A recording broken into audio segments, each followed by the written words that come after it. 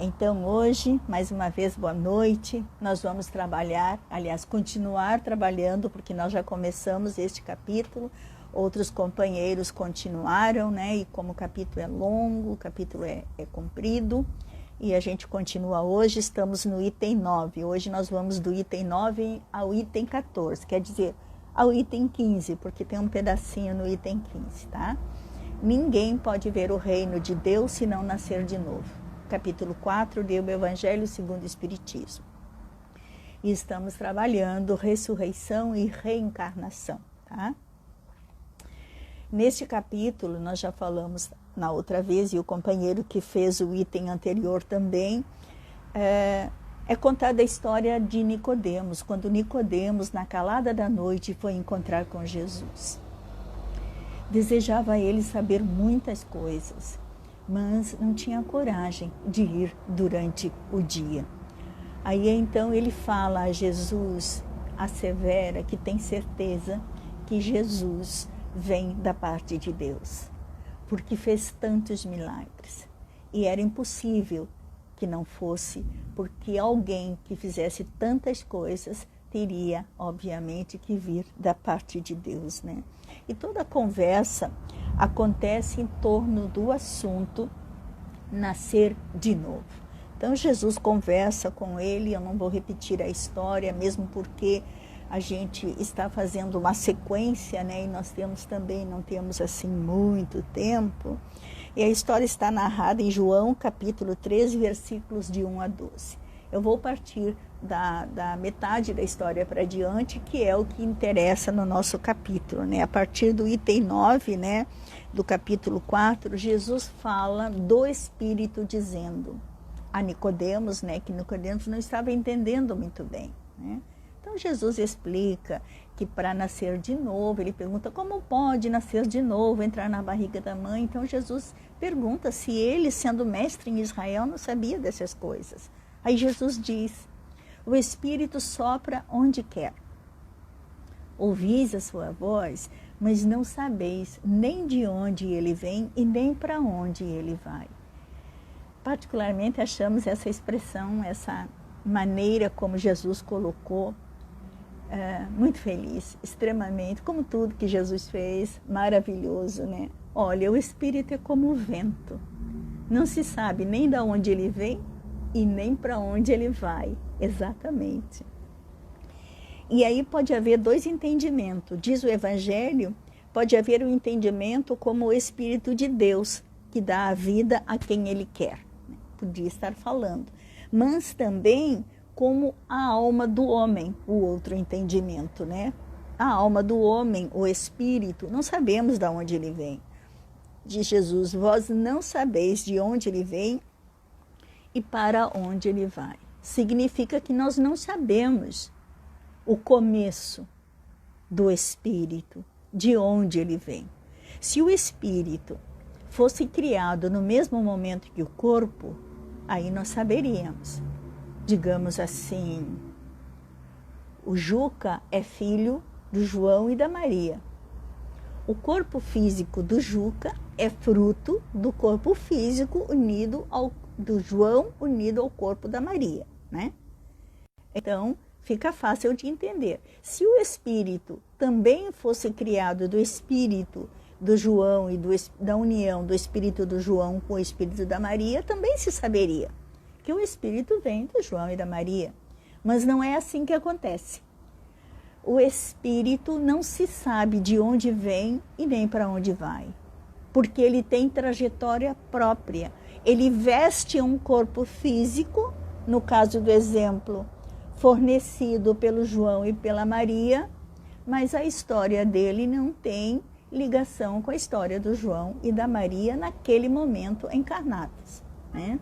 Então, nós podemos compreender a reencarnação nessas duas formas. Quando fala que, como as criaturas dizem, renascer da água e do Espírito, renascer da água seria a parte biológica, como já foi explicado anteriormente, né, nas outras exposições. E renascer do Espírito é o despertamento do Espírito para o processo evolutivo, a necessidade do aprendizado. E tem vários renascimentos também, porque a cada encarnação o espírito se aprimora e desperta. Costumamos dizer de uma maneira até meio pejorativa que possuímos dentro de nós gavetinhas chaveadas. A cada encarnação descobrimos as chaves e vamos abrindo vagarosamente as nossas gavetinhas, né? E vamos descobrindo, né, que o espírito tem potências inimagináveis. E essas potências, elas vão despertando, né? A cada encarnação vamos descobrindo novas fontes, né? Novos universos dentro de nós mesmos. Significa, então, que se o espírito fosse criado no mesmo momento que o corpo, saber-se-ia de onde ele veio, uma vez que se conhece seu começo, mas nós não sabemos de onde ele vem. Essa passagem é a consagração da pré-existência da alma, né? Está explicando aí, quando diz que não sabemos de onde o espírito vem nem para onde ele vai, nós estamos afirmando a pré-existência da alma. O espírito já existia. Ele já vem caminhando no decorrer da eternidade, né? E, por conseguinte, da pluralidade das existências, a consagração da pré-existência da alma e da pluralidade das existências. Temos muitas vidas, reencarnamos muitas vezes, né? Então, desde o início do capítulo, estamos estudando isso. Quando Jesus fala a Nicodemos, o vento assopra aonde quer, todo o texto do Evangelho tem algumas pegadinhas no meio, né? Algumas frases, e gostamos dessa principalmente. O vento assopra onde quer. E é bom a gente refletir, porque refletindo a gente pode concluir que os padrões mais autênticos da presença de Deus e do Espírito não surgem com uma aparência exterior. Nós não conseguimos ver, né? O Espírito sopra onde quer. Muitos de nós, às vezes, pensamos que estamos completamente sozinhos, e não estamos. Às vezes tem 5, 6, 8, 10 criaturas, e até mais, né? Até multidões, como diz o apóstolo Paulo, né? Que nós temos multidão de testemunhas, né? Então, temos sim. Então, porque o Espírito se coloca e nós não vemos. É como o vento que sopra, né? Onde quer. E com a expressão, assim é todo aquele que é nascido do Espírito, fala nas expressões biológicas da fecundação e desenvolvimento do corpo, né? Quando o embrião, né, começa a dar todo o processo, as células ficam trabalhando, né? As células começam a crescer, o corpinho, né? As células específicas se encarregam devidamente conjugadas em estruturar um novo organismo, né? Quando o zigoto está ali, que houve o encontro, né, do espermatozoide com o óvulo, começa todo o processo, né? Então as células devidamente conjugadas, né, começam a estruturar um novo organismo.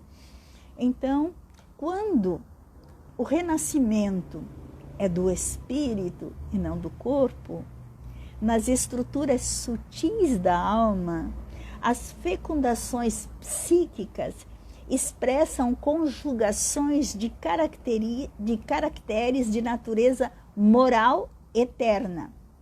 Quer dizer, o coração que se abre para os padrões da afetividade e do amor recolherá naturalmente os elementos que lhe proporcionarão o alcance das suas metas mais almejadas. Vejam que coisa extraordinária.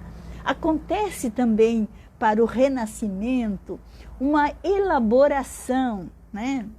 Aqui diz que nas engrenagens sutis da alma, as fecundações psíquicas, quando nós abastecemos a nossa psique com informações poderosas, informações que o intelecto nos oferece, nos proporciona, ou experiências, às vezes um tanto quanto duras, né?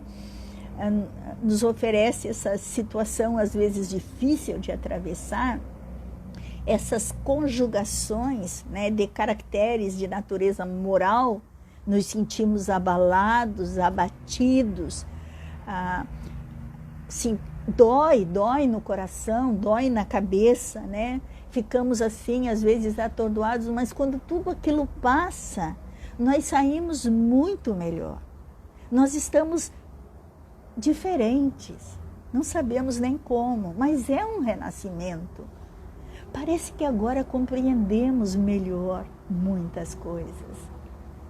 Veja só, às vezes nos sentimos muito angustiados, porque as dores, os problemas, principalmente de doença de familiares, agora com a pandemia de mortes, a gente vê, a gente ouve, né? A gente fica um tanto quanto angustiado, estamos presos, queremos fazer coisas e não podemos sair daqui de dentro, né? Por sermos imperfeitos ainda, costumamos lamentar e usamos o nosso tempo para perceber as coisas negativas. Não nos damos por conta que a oportunidade é de avaliação de nós mesmos, de uma reconstrução dentro de nós, dos valores que agora conhecemos, das oportunidades que tivemos até então. Esta análise, esta avaliação, ela há de trazer frutos poderosos para o enfrentamento do que está por vir, do que há de vir, com resignação, sabe? Resignar com ação e não ficar encolhido, deprimido, entristecido. Não importa quais sejam os tortuosos caminhos que tenhamos que percorrer, não faz mal, não tem importância. Porque as dificuldades enriquecem o nosso íntimo, abastecem a nós mesmos, a nossa psique, para futuros cometimentos, muito mais bem elaborados, com muito mais capacidade de discernimento, para construir coisas novas. Esta parte aqui fala, quando diz do Espírito que sopra onde quer, fala do renascimento espiritual, das múltiplas vezes em que nós nos transformamos para melhor, crescemos interiormente. Tem uma parte que quando fala do renascimento na carne, né, que é uma coisa básica, né, que fica explicando quantas vezes nós temos que renascer até que alcancemos um estágio superior espiritual, né? Jesus diz assim, ó: ora, desde o tempo de João Batista até o presente, o reino dos céus é tomado pela violência, e são os violentos que o obtêm. Quando Jesus fala esta coisa, ele está falando desde João Batista. Ele não está falando do João Batista que veio e limpou as veredas para a sua vinda. Não, que preparou o caminho para Jesus. Ele está falando do espírito do João Batista quando era Elias. Porque João Batista e Elias eram o mesmo espírito. Quando João faz essa colocação aqui, não podia ser João Batista, porque João Batista vivia naquela época, naquele presente. E ele diz assim, ora, desde o tempo de João Batista até o presente, então não era João Batista estava ali no presente. Então, desde lá atrás, quando João Batista era Elias, até o presente, né? Os céus, o reino dos céus era tomado pela violência. E era mesmo, por conta da lei mosaica, né? A lei mosaica ordenava o extermínio dos infiéis, das criaturas que atentavam contra Deus.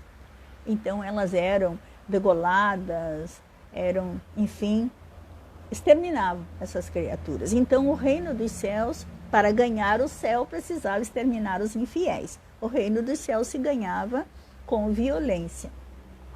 Mas agora, na época do João Batista, em que João vivia, mesmo espírito de Elias, né?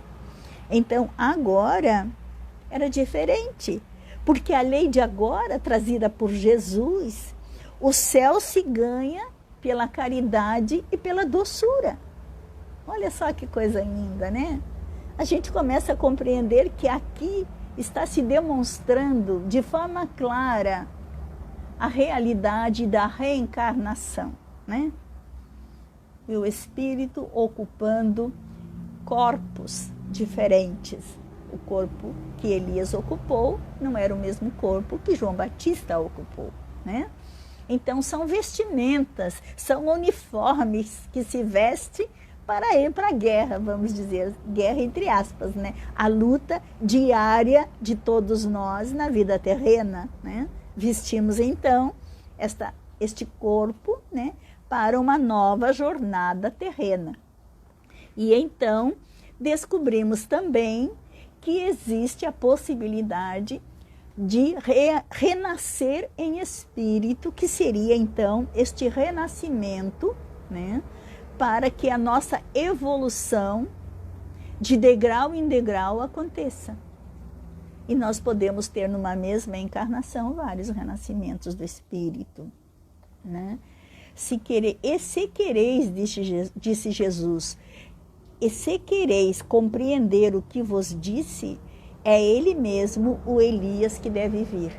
Então, ele está falando que João Batista é ele mesmo, o Elias, que deve vir, para que entendam o que ele falou antes, que desde João Batista até o presente, para que seja entendido. Não, é desde Elias até o presente, né? E isso aí, logo abaixo, ele diz uma frase assim, ó, isso está em Mateus, tá? Mateus capítulo 11, versículos de 12 a 15. Logo abaixo desta passagem em que ele fala desde o tempo de João Batista até o presente, ele fala assim, ouça aquele que tem ouvidos para ouvir. O mundo não estava preparado para essas informações naquela época. Por isso que Jesus dizia, veja quem tem olhos de ver, ouça quem tem ouvidos de ouvir. Porque é preciso muitas encarnações para se compreender as coisas de Deus, as propostas divinas, os métodos, né, que Deus usa conosco para a evolução. São tantas coisas maravilhosas, tantas coisas fantásticas, que conforme a gente vai lendo e estudando, vai se descobrindo mais e mais. E no decorrer, né, da nossa existência, conosco mesmos, as experiências se sucedem. Começamos a descobrir em nós potências que não conhecíamos. E essas potências dão uma alegria interior muito grande. E nos mostra realmente que todos somos iguais. Este é o mais interessante de tudo. Tudo que a doutrina espírita nos ensina tem a ver com humildade. Quanto menor nós formos aqui na Terra, maior nós seremos lá em cima. E nós percebemos o quanto nós temos que ter a responsabilidade com os nossos irmãos que vêm vindo atrás de nós, que ainda não têm o conhecimento que nós temos. É como se nós enxergássemos os nossos irmãos menores e tivéssemos o cuidado para com eles, que não aconteça com eles a demora que aconteceu conosco.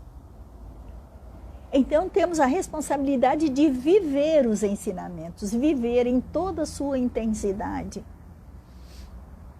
Esses renascimentos espirituais que vão acontecendo durante o processo, né, reencarnatório,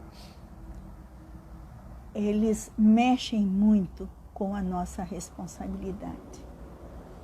Nos sentimos convocados, sem nenhuma palavra, sabe? O Espírito sopra onde quer, não precisa palavra nenhuma.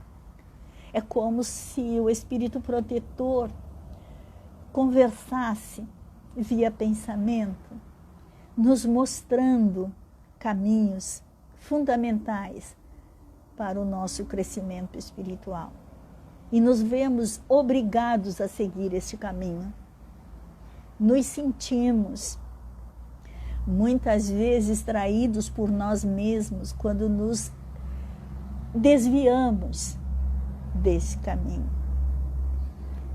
Olhamos no espelho questionando até quando, né? Quando a gente cai, costumamos dizer uma tropeçada e cai. É difícil o auto-perdão, porque a nossa consciência já está abastecida das informações e ela cobra muito. É isso aí. A nova lei ensina que se ganha o céu pela caridade e pela doçura. E é este o caminho. Precisamos trabalhar no nosso íntimo, como diz aqui, as conjugações de caracteres de natureza moral eterna, né? Nós temos que trabalhar os valores, conjugar os valores dentro de nós. Efetivamente, na ação do dia a dia, é fundamental. No Velho Testamento, existem novas evidências de reencarnação. Portanto, este capítulo é preciso ser estudado por nós espíritas, porque uma das coisas que os não espíritas questionam é a reencarnação. É verdade que eu já vivi outras vidas? É possível que desencarnando agora eu vá reencarnar de novo? Vocês têm provas disso? Nós temos sim. Isaías capítulo 26, versículos 19, diz o seguinte: aquele do povo que se tenham feito morrer, viverão de novo. Está lá em Isaías. Aquele do vosso povo que se tenham feito morrer, viverão de novo. Se o profeta, né, pretendesse falar do renascimento espiritual, se essa fosse a intenção do profeta, ele diria o seguinte: aquele do vosso povo que se tenham feito morrer, vivem ainda e não viverão de novo. Porque ele está prometendo uma vida adiante, no futuro, viverão de novo. E se o renascimento espiritual acontece durante a vida. Aí então, vivem ainda e não viverão de novo. É uma das provas, tá? Tem também em Jó, capítulo 14, versículos de 10 a 14, na tradução de Saci. São 3 traduções que tem aqui, né, que o nosso evangelho mostra. Eu vou passar as 3. Diz o seguinte: mas quando o homem está morto, uma vez que seu corpo, separado do seu espírito, está consumido, em que se torna ele? O homem, estando morto uma vez, poderia reviver de novo? Nessa guerra em que me encontro todos os dias da minha vida, espero que minha transformação chegue. Olha só essa explicação que Jó dá para ele mesmo. Ele está refletindo, ele está pensando: será que posso viver outra vez, reviver outra vez? Quando ele faz esta reflexão, lá ao tempo de Jó, já está se entendendo que reencarnação era uma coisa falada, era uma coisa pensada, né? Aí vem a outra tradução, que é protestante, de Oosterwolde, né? É o mesmo texto, mas é a tradução de Oosterwolde, na Bíblia protestante. Quando um homem morre, perde toda a sua força, expira, quer dizer, acaba.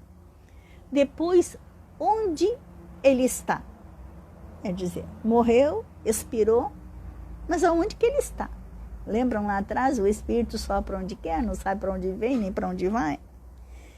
Se o homem morre, pergunta Jó, reviverá? Mesmo questionamento acima, só de uma forma diferenciada. Aí ele diz, esperarei todos os dias do meu combate, quer dizer, da minha luta, né, do meu trabalho, até aquele em que me chegue alguma transformação. Era aquela intuição de que algo novo haveria de acontecer. E aí agora vem a versão que é a mais explícita, a mais completa, que é da igreja grega, né? Para o mesmo texto de Jó. Diz o seguinte, quando o homem está morto, ele vive sempre. Terminando os dias de minha existência terrestre, esperarei, porque a ela voltarei de novo. Está no Velho Testamento. Qualquer problema, dá lá então o item onde a gente encontra o livro de Jó, né? E a pessoa procura, se ela está assim querendo provar que existe a reencarnação. Quando o homem está morto, ele vive sempre, é uma afirmação. Terminando os dias de minha existência terrestre, esperarei, porque a ela voltarei de novo. Está falando do reencarne lá adiante, tá? Este é o princípio da pluralidade das existências, né? Que está claramente expresso, né, nessas três versões. Então não há dúvida sobre reencarnação. A doutrina espírita, né, traz as informações e aqui nas obras básicas, né, estamos falando do Evangelho segundo o Espiritismo, nós temos as informações para procurar no Velho Testamento.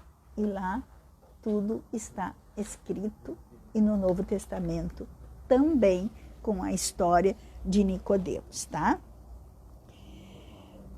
Que aquele que não nascer de novo, diz Jesus, né? Essa frase de Jesus é numa das poucas colocações que o mestre utiliza uma forma negativa, quase nunca ele falava assim, né? Com vista ao entendimento de como se opera o progresso do ser em sua evolução. Numa encarnação só é impossível uma evolução, mesmo porque não se consegue abarcar numa única encarnação todo o conhecimento necessário para a evolução do espírito, tá? Eu vou ler esse texto aqui, esse parágrafo, que é muito importante. Define Jesus... eu estou trabalhando aqui o livro Luz Imperecível, tá? Uma compilação de Honório Abreu, maravilhosa, que nos fala do Evangelho com muita clareza. Definiria Jesus que, sem nascer de novo, ou seja, sem reencarnar, retornar às experiências da carne, não nos seria possível identificar os parâmetros, existência de Deus e de sua presença. Não teríamos como compreender. Imagine se nós, assim que fôssemos criados, vivêssemos uma encarnação e já teríamos essa consciência, impossível ter dentro de nós. Dava a entender ainda, com sabedoria e de modo indireto, que nas recapitulações reencarnatórias, o ser deverá empenhar-se em favorecer o nascimento de uma nova mentalidade positiva e gratificante que responderá no devido tempo aos anseios da felicidade. Eu tenho que saber que hoje eu estou muito melhor que ontem, mas também tenho o dever de fazer o possível para estar amanhã melhor que hoje. É um trabalho que se faz a partir do momento que se sabe que se tem muitas vidas. Então vamos aproveitar, vamos fazer uma avaliação do que nós conquistamos até aqui e a partir daí, desta avaliação das nossas conquistas, nós vamos trabalhar muito nesta encarnação para que na próxima, e olha aí um planejamento a longo prazo, na próxima possamos ter a graça de Deus de conseguir atingir um desejo nosso, né? A gente pode começar a planejar uma nova encarnação, já aqui na Terra ainda, só que com um detalhe, temos que trabalhar muito para que nosso espírito mereça a graça de poder escolher as suas atividades da próxima, né, encarnação.